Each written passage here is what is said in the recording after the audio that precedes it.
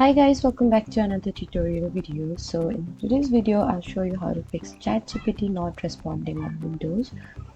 So if ChatGPT is freezing, loading, or not giving any response, follow these simple fixes. Make sure you have a stable internet connection. First, check your Wi-Fi or internet connection. Try opening another website to confirm your internet is working properly. The next thing you can do is refresh the page. For that, you need to press on Ctrl+R button on the keyboard to reload the page. Next, close your browser completely and open it again.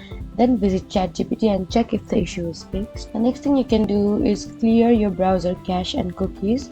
Too much cache or cookies can cause website to malfunction.